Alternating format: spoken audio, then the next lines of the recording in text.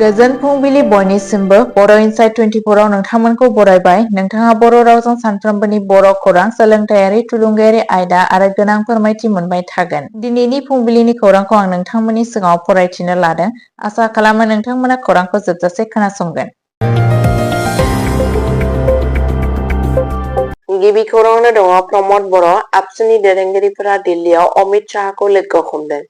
बिटिआरआव गाहाय फोसाबनायनि थाखाय नारसिननाय। बिटिसिनि गाहाय मावफुं सोद्रोमा प्रमद बर' आरो दुलाराय बर' फरायसा आफाद आबसुनि गागि दैदेनगिरिफोरनि दैदेननायाव बिटिआरनि मोनसे गोजौ थाखोनि थान्दै हान्जाया 2026 मायथाइनि बिधान सभा बिसायख'थिनि सिगां गोनां दाबिफोरनि फारिलाइजों मिरु नखर मन्त्रि अमित शाहखौ गोदान दिल्लीयाव लोगो हमदों।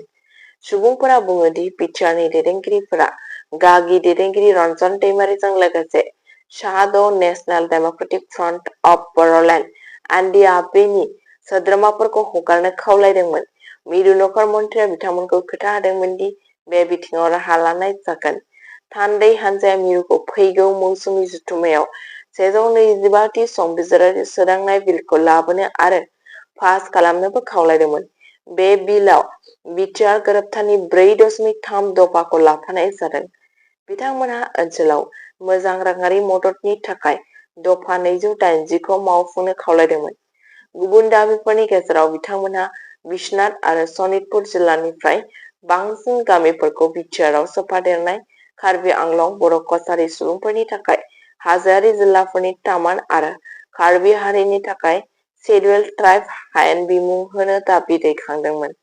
बिटिआरनि दैदेनगिरिफोरा रोखा खालामदोंमोन दि बेफोर दाबिफोरा बिटिआर काउन्सिल बिसायख'थिजों सोमोन्दो गैया, नाथाय 2026 मायथाइनि आसाम बिधान सभा बिसायख'थिनि सिगां गोनांथार। बिथांमोनहा गोसो होनानै बुंदोंमोन दि बे समायखिराफोरखौ सुफुंनाया गोजोन आरो बिटिआर गोरोबथायखौ मोजाङै मावफुंनो थाखाय गोनांथार। नैथि खौराङावनो दङ तामिलनाडुनि कुड्डलाराव ट्रेनजों स्कुल बास सौग्रावनायाव 3 फरायसाफोरनि जिउ खहा। तामिलनाडुनि कुड्डलार जिल्लायाव मोनसे दुखुनांथाव जाब्रबथायाव मानसि गैयै रेलवे क्रसिं गंसेया फरायसालि बास ट्रेनजों सौग्रावनायाव 3 फरायसाफोरनि जिउ खहा जायो आरो गोबां सुबुंफोरा जोखोम जायो। बे जाथाया बै समाव जादोंमोन जेब्ला फरायसालि बासआ मोनसे लांदां मानसि गैयै गेटआव ट्रेकखौ बारनो नाजादोंमोन आरो विल्लुपुरम मल्यादुथुराम एक्सप्रेसजों सौग्रावदोंमोन। गोहोमआ गोब्राबमोन, जायनि जाहोनाव 3 फरायसाफोरा जायगायावनो जिउ गोमादोंमोन आरो बास सालायगिरिजों लोगोसे गोबां सुबुंफोरा जोखोम जादोंमोन। हरखाब गोनांथि सिबिथाइफोरा गोख्रैनो जाथाय जायगायाव सौहैयो आरो जोखोम जानायफोरखौ थाबैनो कुडालोर सोरखारि देहा फाहामसालियाव थिसननाय जायो। जोखोम जानाय सुबुंफोरनि थार अनजिमाया दासिमबो रोखा जायाखै। गिबि रिपर्टफोरा मोनसे गोब्राब रैखाथि गोरोन्थिनि सुबुरुन होयो, मानोना रेलवे गेटखौ मिथिनाय बादिब्ला लांदां दोननाय जादोंमोन, जायजों बासआ सौग्रावनायनि माखासे सम सिगां ट्रेकआव हाबनो हादोंमोन। रिपर्टनि बादिब्ला भारतारि रेलवेआ थैनायनि नखरनो 5 लाख रां आरो साफ्रोम जोखोम जानाय सुबुंनो 50,000 रां अनसुंथाइ होनो फोसावदों। थामथि खौराङावनो दङ कक्राझारनि भारत-भुटान सिमायाव एसएसबीआ भुटाननि गं 216 बथल जब्द खालामदों। नाहरानिनि रानिगुली बर्डार आउटपस्टआव थानाय एसएसबीनि 6थि बेटेलियाननि रौनियाफोरा भारत-भुटान सिमा खाथियाव सिखावै लाबोनाय भुटाननि जौनि मोनसे केब जब्द खालामो। थि इन्टेलिजेन्सनि सायाव बिथा खालामनानै एसएसबीनि मावथिफोरा गेजेर हायुंआरि सिमा खुन्थिया 152 नि खाथियाव मोनायाव पेट्रलिं खालामगासिनो दंमोन जेब्ला बिथांमोना भारतारि ओनसोलनिफ्राय 10 मिटार सिङाव गंनै नागारजानाय साइकेलफोरखौ नुदोंमोन। साइकेलफोरा बस्ताफोरखौ मोजाङै खानानै दोनदोंमोन। नायबिजिरनायाव रौनियाफोरनिफ्राय भुटाननि जौनि 216 बथलफोरखौ गोबां बाक्सायाव मोजाङै पेक खालामना दोननाय मोनो। जौखौ जब्द खालामनाय जादोंमोन आरो जायगायावनो मोनसे इनभेन्टारि रिपर्ट थियारि खालामनाय जादोंमोन। मानगोनां खान्थिनि उनाव एसएसबीआ जब्द खालामनाय जौ आरो साइकेलफोरखौ आरोबाव नायबिजिरनो आरो आयेनारि राहा लानो थाखाय हाथिसार दादगारियाव हा कास्टम मावख'नो गथायना होयो। बे अपारेसना सिमा बारनानै सिखाव फालांगि खालामनाय हाबाफारिखौ दबथायनायाव एसएसबीनि सांग्रां बिफावखौ नोजोर होयो। ब्रैथि खौराङावनो दङ बड'लेण्डआव दोरोङारि आखाइजों दानाय जि-जोमखौ जौगाहोनो थाखाय फिसा फालांगियारि जथुम खुंदों। GI एक्ट आरो आखाइ इसान रिजार्भेसन आयेननि सायाव गिबि जिल्ला फालांगियारि जथुमा बड'लेण्ड हेन्डलुम मिशननि सिङाव बाक्सा जिल्लानि कारवा आजानाव जाफुंसार जादोंमोन। बे हाबाफारिनि थांखिया दोरोङारि आखाइ इसान शिल्पफोरखौ रैखाथि होनाय आरो ओनसोलारि सि दाग्राफोरनि मोनथायखौ रैखा खालामनाय।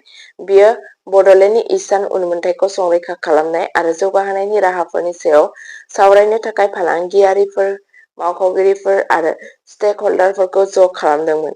बिटिसिनि हेन्डलुम एन्ड टेक्सटाइलनि मानगोनां मावफुं सोद्रोमा धनन्जय बसुमतारीजों लोगोसे बिफाननि मावख'गिरिफोरा सुबुं गौमायाव बिबुंथि लाखियो। बिथांमोनहा फालांगिरिफोरखौ बड'लेण्डनि धोनि आखाइ इसान दोरोङारिफोराव गोग्गानो आरो जौगानायनि आरिमुफोरनि मोनथायखौ रैखाथि होनो थाखाय जयै खामानि मावनो थुलुंगा होदोंमोन। बे जथुम्माया आखाइ इसान आरो दोरोङारि दारिमिननि गेजेरजों ओनसोलनि सिनायथिखौ गोख्रों खालामनायनि फारसे मोनसे गोनांथार आगानखौ दिन्थियो।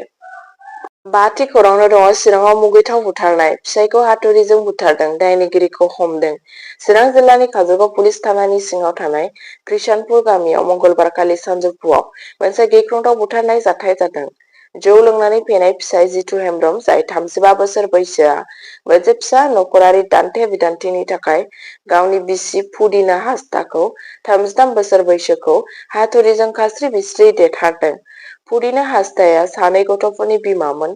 पुलिसआ जाथाय जायगायाव सौहैयो आरो गुबै दायनिगिरि फिसाय जितु हेम्ब्रमखौ खायो। उनाव गोथै सह'खौ बोखांनाय जायो आरो पस्टमार्टमनि थाखाय बरपेटा मेडिकेल कलेजाव दैथायहरनाय जायो। बे जाथाया ओनसोलाव गोथौ दुखु आरो गिनाय सोमजिहोदों। द'थि खौरांनो दङ गौरब गगৈनि उदालगुरि दावबायनायनि जोबथा सान, बिजेपिनि सायाव गाग्लोबनाय। मंगलबाराव आसाम प्रदेश कंग्रेस कमिटिनि आफादगिरि गौरब गगैनि साननैनि उदालगुरि दावबायनायनि जोबथा सानमोन। साननि जागायनायाव श्रीमन्त शंकरदेव सत्रआव मोनसे दर्शनजों जायो, जेराव बिथाङा सत्र मावख'गिरिफोरजों सावरायनायनि गेजेरजों सत्रनि थासारिखौ बुजियो। उनाव गगैया उदालगुरिनि हरफुराव बड'फा उपेन्द्रनाथ ब्रह्मनि मुसुखानि मोखाङाव सफैयो आरो बिबार बावो। बिनि उनाव बिथाङा बिष्णुपुराव कृष्ण संघआव खुंजानाय कंग्रेस मावथिफोरनि मेलाव बाहागो लादोंमोन। मावथि सभानि जोबनायनि उनाव खौरां मेलाव गगैया बुंदोंमोन दि बिटिआरनि सुबुंफोरा दा मोनसे गुबुन राहा नागिरगासिनो दं।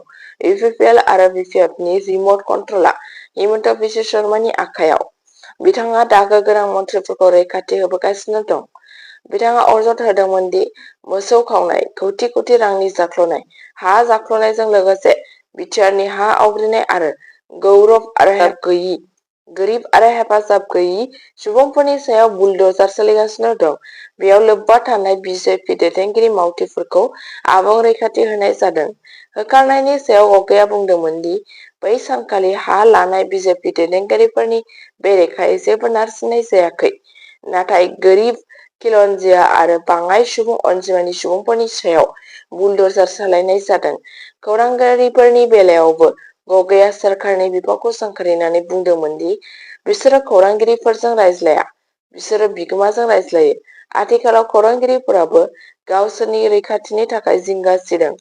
गगैजों लोगोसे कंग्रेस दैदेनगिरि, जिल्ला कंग्रेसनि आफादगिरि धनेश्वर बर', इन्सपेक्टर जिलन मोसाहारि, लाइमोन कंग्रेसनि दैदेनगिरि नीलिमय दास आरो गोबां कंग्रेस मावथिफोरा दंमोन।